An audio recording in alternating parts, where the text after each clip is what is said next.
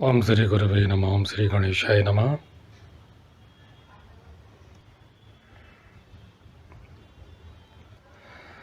धृतराष्ट्र बोले, विदुर, राजाओं में श्रेष्ठ पांडु के तथा विशेषतः माद्री के भी समस्त प्रेत कार्य राजोचित ढंग से करवाओ। पांडु और माद्री के लिए नाना प्रकार के पशु, वस्त्र, रत्न और धन दान करो। इस अवसर पर जिनको जितना चाहिए उतना धन दो। कुंती देवी माद्री का जिस प्रकार सत्कार करना चाहिए, कुंती देवी माद्री का जिस प्रकार सत्कार करना चाहें वैसी व्यवस्था करो। माद्री की अस्थियों को वस्त्रों से अच्छी प्रकार ढक दो, जिससे उसे वायु तथा सूर्य भी न देख सकें। देखिए, वायु जीवन दाता है, चाहे नारी हो नर हो, समस्त प्राणियां जो भी है, तो उन प्राणियों को वायु चलाती है, 5 प्राण चलाते हैं। तथा सूर्य भी, सूर्य हमें जीवन देता है, हमारे शरीर की संरचना होती है इन 5 तत्वों से। उनमें सूर्य का उतना ही योगदान है जितना दूसरे तत्वों का, फिर भी सूर्य का अधिक महत्व बताया गया है। तो इस तरह के ये उनके भाव हैं धृतराष्ट्र के। निष्पाप राजा पांडु शोचनीय नहीं, प्रशंसनीय है, जिन्हें देवकुमारों के समान 5 वीर पुत्र प्राप्त हुए हैं। वैशंपायन जी कहते हैं, राजन, विदुर ने धृतराष्ट्र से तथास्तु कहकर भीष्म जी के साथ परम पवित्र स्थान में पांडु का अंतिम संस्कार करवाया। राजन, तदंतर शीघ्र ही पांडु का दाह संस्कार करने के लिए पुरोहित गण घृत और सुगंध आदि के साथ प्रज्वलित अग्नि लिए नगर से बाहर निकले। इसके बाद वसंत ऋतु में सुलभ नाना प्रकार के सुंदर पुष्पों तथा श्रेष्ठ गंधों से एक शिविका बैकुंठी को सजाकर उसे सब ओर से वस्त्रों द्वारा ढांप दिया गया। वह स्थान, वह पात्र, वह वस्तु, बैकुंठ यानी बैकुंठ जाने वाली शिविका, वह जो एक आकृति है जिसे वस्त्रों से ढक दिया और इतने सारे जो सामग्रियां हैं उससे ढक दिया, फूलों से, श्रेष्ठ गंधों से शिविका। अस्थियों को जिस पात्र में रखा गया उसको शिविका कहा गया। बैकुंठी जो आकृति दी गई है, जो सब उसके ऊपर ढक दिया गया है, जो सामान कहा गया है। इस प्रकार बहुमूल्य वस्त्रों और पुण्य मालाओं से सुशोभित उस शिविका के समीप मंत्री, भाई बंधु, सुहृदय संबंधी सब लोग उपस्थित हुए। आपको याद होगा मेरे श्रोताओं कि दाह संस्कार तो वहां कर दिया गया था।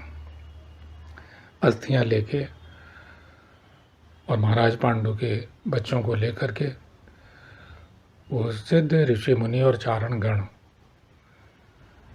वहां पहुंचे। तो ये बात के संस्कार बताए जा रहे हैं किस तरह से। अब एक राजोचित एक गरीब आदमी संस्कार करता है तो वो उस स्तर का करता है जिसके पास धन की जैसी व्यवस्था हो। इस प्रकार बहुमूल्य वस्त्रों और पुष्पमालाओं से सुशोभित उस शिविका के समीप मंत्री, भाई बंधु और सुहृद संबंधी सब लोग उपस्थित हुए। उसमें माद्री तथा पांडु की अस्थियां भली भांति बांधकर रखी गईं। मनुष्यों द्वारा ढोई जाने वाली और अच्छी तरह सजाई गई उस शिविका के द्वारा वे सभी बंधु बांधव माद्री सहित नरश्रेष्ठ पांडु की अस्थियों को ढोने लगे।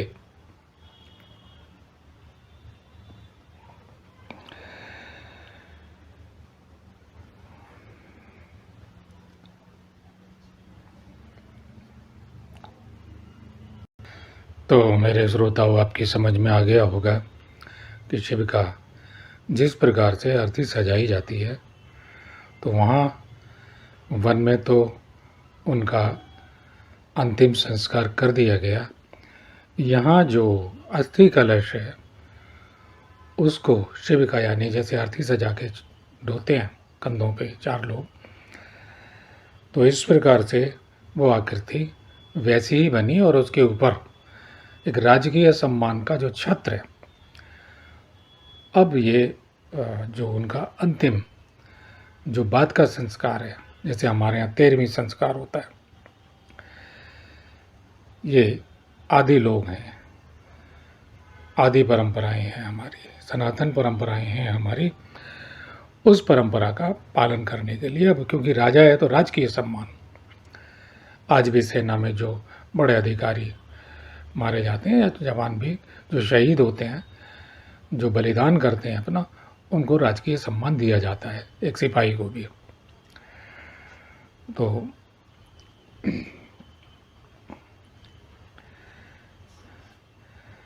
शिविका के ऊपर श्वेत छत्र तना हुआ था, चंवर डुलाए जा रहे थे, सब प्रकार के बाजों गाजों से उनकी शोभा और भी बढ़ गई थी।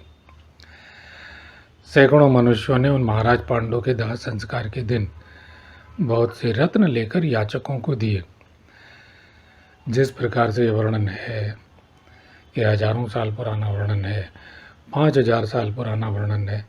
एक एक चीज़ कितनी गहराई से, कहीं कुछ किस तरह बचा के धरोहरें रखी गई हैं कि जैसे हम सिनेमा हॉल में फिल्म देखते हैं। एक एक चीज़ बिल्कुल वैसी की वैसी लिख दी गई है। लिखने की शैली देखिए।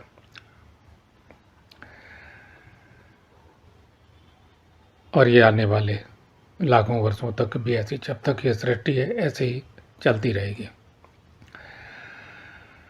सैकड़ों मनुष्यों ने उन महाराज पांडु के दाह संस्कार के दिन बहुत से रत्न लेकर याचकों को दिए। इसके बाद गुरुराज पांडु के लिए अनेक श्वेत छत्र, बहुत ही बड़े बड़े चंवर तथा कितने ही सुंदर सुंदर वस्त्र लोग वहाँ ले आए। पुरोहित लोग श्वेत वस्त्र धारण करके अग्निहोत्र की अग्नि में आहुति डालते जाते थे। सफ़ेद वस्त्र पहनना ये एक परंपरा है कि हम सारे लोग मिल करके शुभ रंग से, श्वेत रंग से शुभ्र लोक, दिव्य लोक में वो आत्मा प्रस्थान करे। हम सबकी आभा के कारण, उस दमक के कारण, हम सबके आभा मंडल के कारण, हमारी भावनाओं के कारण, जो सारे लोग सामूहिक है, इन संस्कारों का बड़ा महत्व है। ये इतना महत्व है कि कोई आदमी कम शुभ कर्म कर सका हो तो भी हमारी भावनाओं के प्रताप से पूरा वातावरण बनाया गया है, जो किया जा रहा है वो दिव्य लोक में, उच्च लोक में प्रस्थान करे। उसके साथ में हमारी पुण्य भावनाएं भी होती हैं, उसका भी पुण्य फल प्राप्त होता है। तो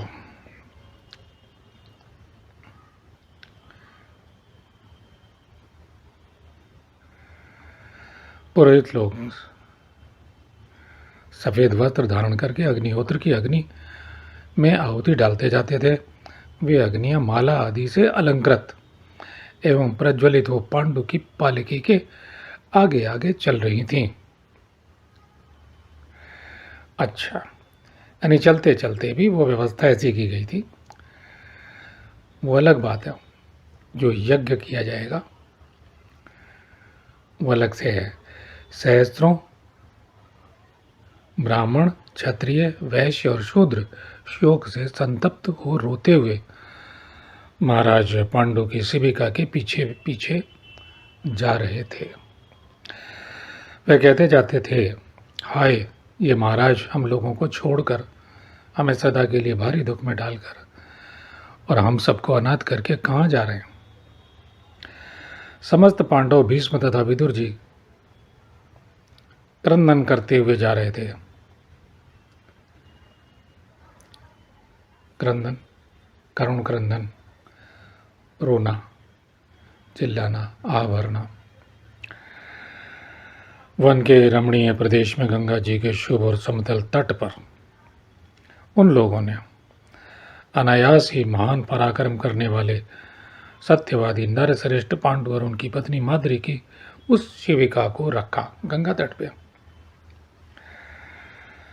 और ये सारा क्षेत्र मुजफ्फरनगर से शुरू होता है, हरिद्वार से जो शुरू होता है, ये ब्रज घाट तक का क्षेत्र है, क्योंकि हस्तिनापुर हो, इंद्रप्रस्थ हो, इस सब का क्षेत्र यहीं लगेगा। इसलिए इस क्षेत्र में मरने वाले प्राणियों को गंगा के तट पे ही आना चाहिए, वही कल्याणकारी है, उनका क्षेत्र यही लगेगा।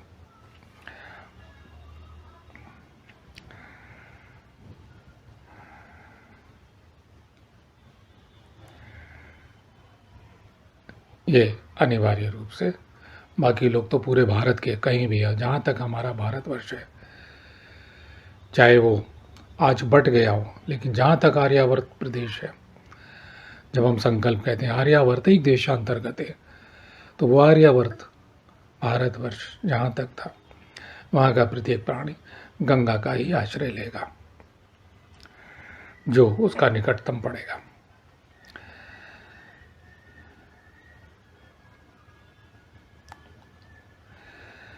तदंतर राजा पांडु की अस्थियों को सब प्रकार की सुगंधों से सुवासित करके उन पर पवित्र काले अगर का लेप किया।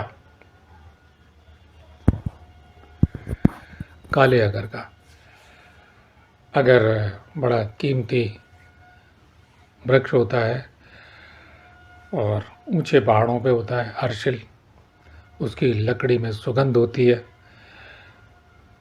और उसमें भी दुर्लभ प्रजाति जो होती है वो बहुत मुश्किल से मिलती है और विदेश भेजी जाती है, बिक्री होती है, ऐसा मैंने अखबारों में पढ़ा है। लेकिन जो अगर है उसे एक कोना सुलगा दो, उसकी जो अगरबत्ती है आज दुर्लभ हो चुकी है, नाम की अगरबत्ती है, अगरबत्ती कहीं मिलती नहीं है। अगरबत्ती क्या, अगर से बनी हुई, अगर की बत्ती निकाल लो, काट लो और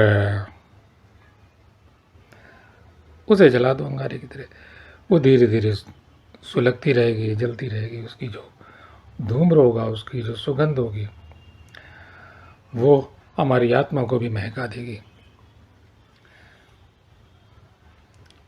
ये जैसे चंदन की निकृष्ट श्रेणियाँ भी होती हैं उसकी प्रजाति की, वो मार्केट में उपलब्ध हैं। तो अगर जो बहुत उत्तम क्वालिटी का, शायद करोड़ रुपए मूल्य का होगा, ऐसा हमने पता किया था एक बार, बाकी तो लाखों रुपए और फिर कुछ हज़ार रुपए और सैकड़ों रुपए मूल्य की मार्केट में उपलब्ध है। तो यज्ञ में हम डाल रहे हैं वो बड़ा प्रजाति समझो, क्योंकि वन्य क्षेत्र सुरक्षित है, उतनी कीमती चीज़ें मिल नहीं पाती हैं और मिलेंगी तो बहुत महंगे मूल्य पे है। जो अपने आप टूट जाती है, वन विभाग नीलाम करता है उन लकड़ियों को, वो अलग बात है। तो ये अब की बात है। अनायासी, ठीक है। तदंतर अब ये सब तो जो जिस स्तर का मनुष्य है तो उसकी अन्य सुगंधित पदार्थ भी हैं। आदमी जटामासी का लेप कर सकता है, फिर उन्हें दिव्य चंदन से चर्चित करके सोने के कलशों द्वारा लाए गए गंगा जल से भाई बंधुओं ने उनका अभिषेक किया। तत्पश्चात उन पर सब ओर से काले अगर से मिश्रित तुंग रस नामक गंध द्रव्य एवं श्वेत चंदन का लेप किया गया। ये जड़ी बूटी है, तुंग रस कहा गया है उसे।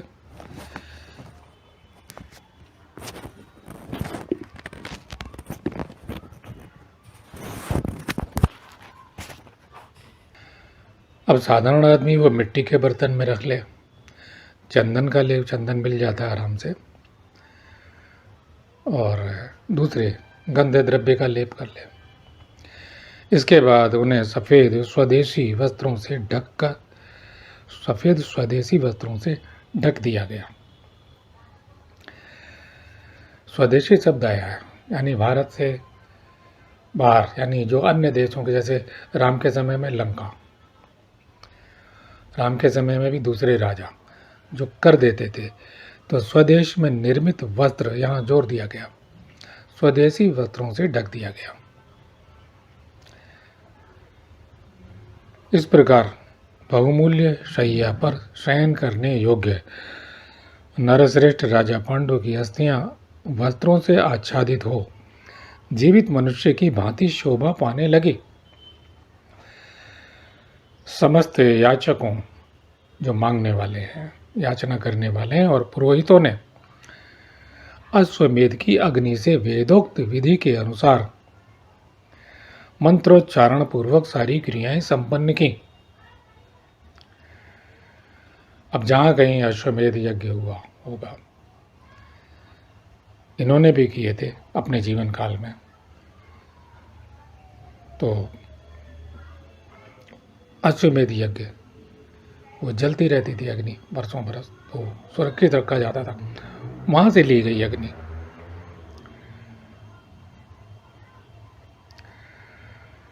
विधि के अनुसार मंत्रोच्चारण पूर्वक सारी क्रियाएं संपन्न की गई।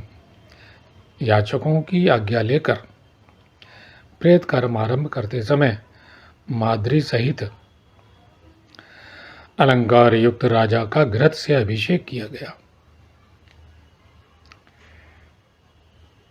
यानी कि उनकी अस्थियों का। फिर तुंग और पद्मक मिश्रित सुगंधित चंदन तथा अन्य विविध प्रकार के गंध द्रव्यों से भाई बंधुओं ने युधिष्ठिर द्वारा विधि पूर्वक उन दोनों का दाह संस्कार करवाया।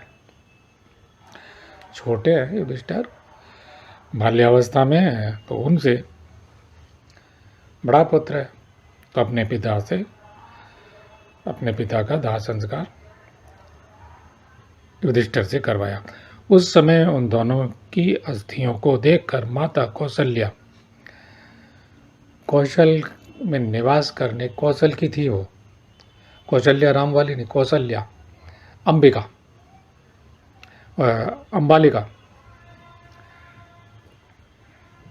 अंबालिका के पुत्र थे महाराज पांडु, याद होगा, भीष्म पितामह।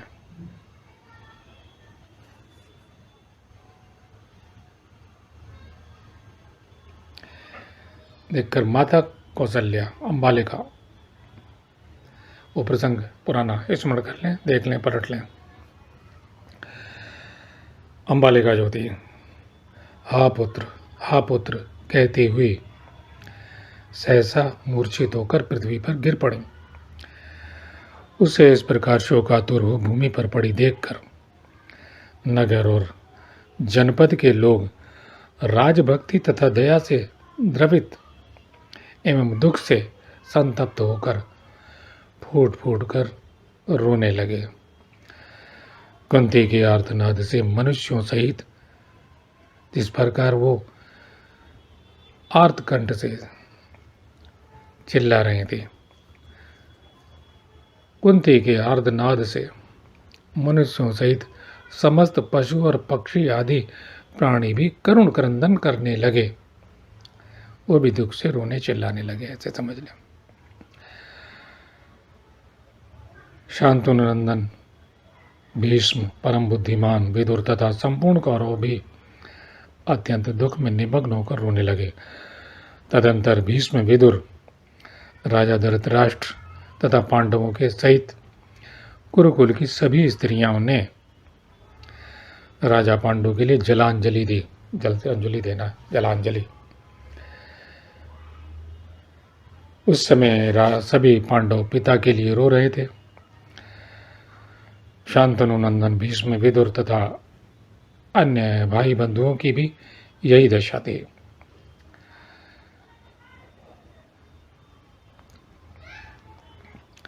सबने जलांजलि देने की क्रिया पूरी की। जलांजलि दान करके शोक से दुर्बल हुए पांडवों को साथ ले मंत्री आदि सभी लोग स्वयं भी दुखी हो उन सबको समझा बुझाकर शोक करने से रोकने लगे। ये आज भी जो बड़े लोग हैं, हमारे जो बड़े होते हैं, तो समझाते हैं कि शोक करने से कोई फ़ायदा नहीं, तरह तरह से समझाते हैं। वही क्रम चल रहा था।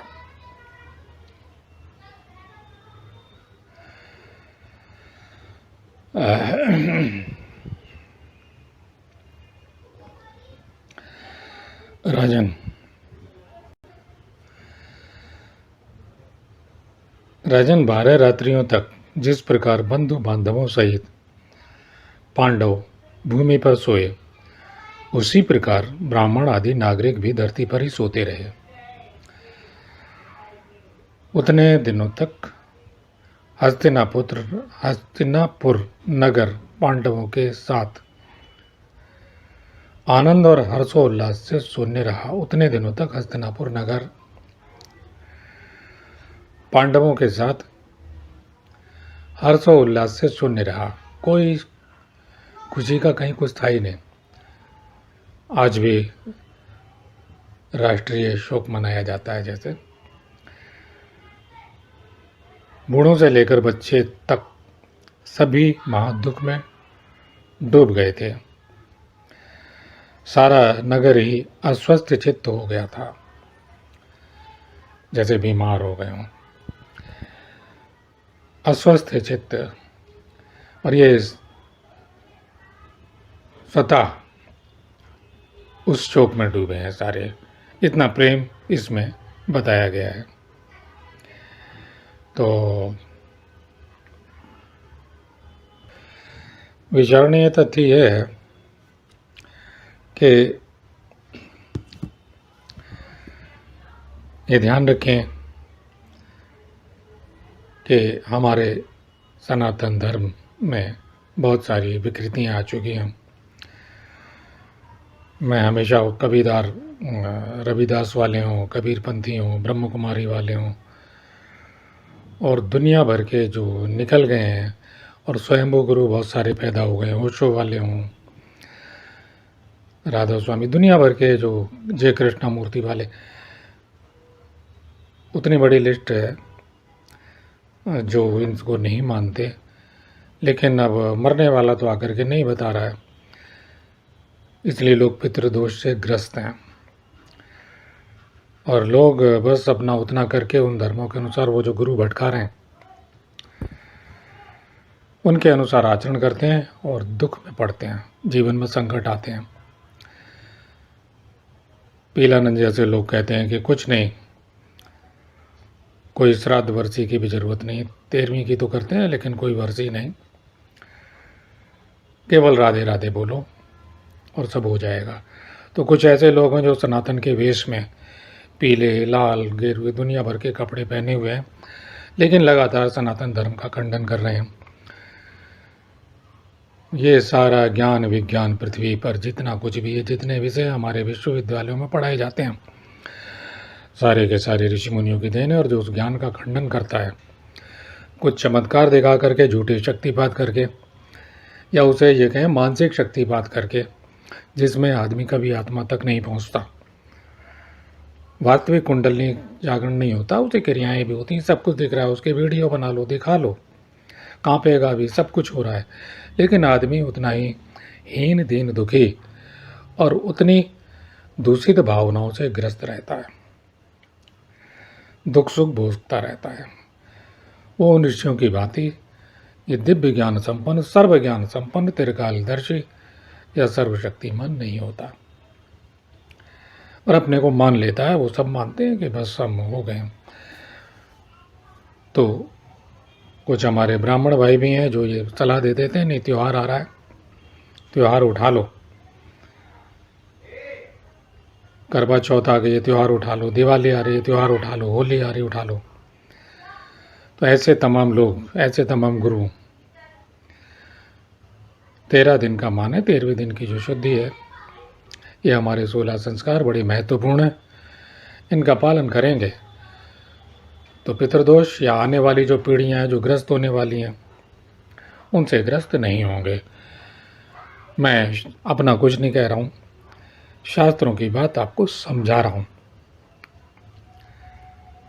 ओम तत्सत।